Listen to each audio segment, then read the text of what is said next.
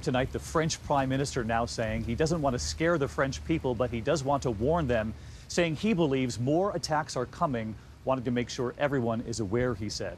And British Prime Minister David Cameron saying they have foiled 7 terror attacks in the UK in just the last 6 months alone. As they hunt now for that alleged 8th attacker considered very dangerous, another major reveal tonight, the so-called mastermind behind this whole attack. Authorities say he was behind the highly coordinated attacks across this city. Tonight, the leading theory, where and how the mastermind assembled that team of attackers and delivered the deadly orders. And we have new information on the passport discovered as authorities grow more certain that one of the attackers used it to pose as a refugee and slip into Europe. ABC's chief investigative correspondent Brian Ross on what we're learning now about the alleged mastermind.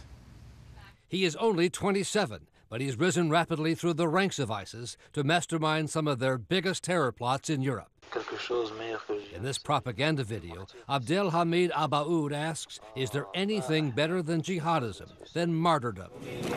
Officials believe he planned the Paris attacks from ISIS headquarters in Syria, carrying out the direct orders of top ISIS leaders who have set up a new unit to launch terror attacks in the West, with recruits separated into brigades by their nationality and language skills. This was planning a complicated operation, infiltrating trained personnel to do it, and pulling it off across borders.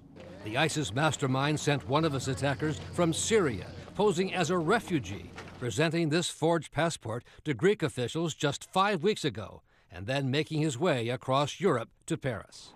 Other attackers were handpicked in the mastermind's hometown in that Brussels neighborhood of Molenbeek, where he traveled often, narrowly escaping a police raid just this past January before he returned to Syria, where he is believed to be tonight.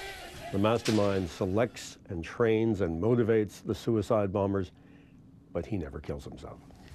And Brian, French authorities say they had no advance warning of these attacks, but you're learning tonight several of those killers were on the radar of French authorities? That's right, David. At least 2 of the young men were well known to French intelligence as possible ISIS recruits. One of them had actually been charged with terror-connected crimes, but allowed to remain free. And the government, David, clearly lost track of both of them. David. Brian Ross with us again tonight. Brian, thank you.